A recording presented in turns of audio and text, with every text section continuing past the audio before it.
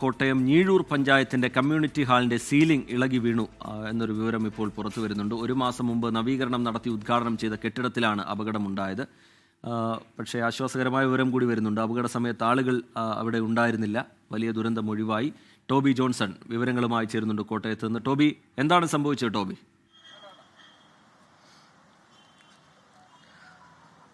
ടിക്കെ, ഇന്ന് രാവിലെയാണ് ഈ സംഭവം ഉണ്ടാകുന്നത്. ശക്തമായിട്ടുള്ള മഴയുണ്ടായിരുന്നു. ഈ മഴയെ തുടർന്ന് ഈ സീലിംഗിന്റെ മുകളിൽ വെള്ളം തങ്ങി നിൽക്കുകയും അതിനുശേഷം ആ സീലിംഗ് മറിഞ്ഞ് താഴേക്ക് വീഴുകയുമായിരുന്നു എന്നാണ് അവിടെ നിന്നവർ നമ്മളോട് പറഞ്ഞിട്ടുള്ളത്.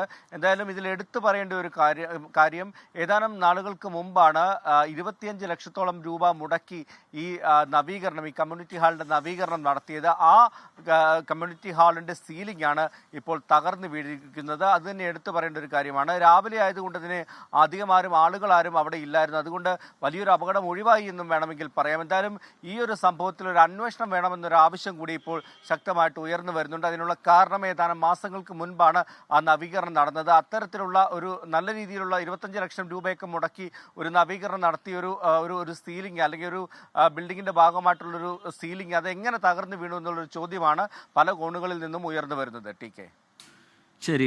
ടോബി ജോൺസൺ കോട്ടയത്ത് നിന്ന് വിശദാംശങ്ങൾ പങ്കുവയ്ക്കുകയായിരുന്നു. ലോകത്തെവിടെയായാലും ഏത് സമയത്തും 24 വാർത്തകളും ഓഗ്മെന്റഡ് റിയാലിറ്റി പാക്കേജുകളും എക്സ്പ്ലെയിനറുകളും വിശദമായി കാണാൻ ഞങ്ങളുടെ യൂട്യൂബ് ചാനൽ നിങ്ങൾക്ക് സബ്സ്ക്രൈബ് ചെയ്യാം.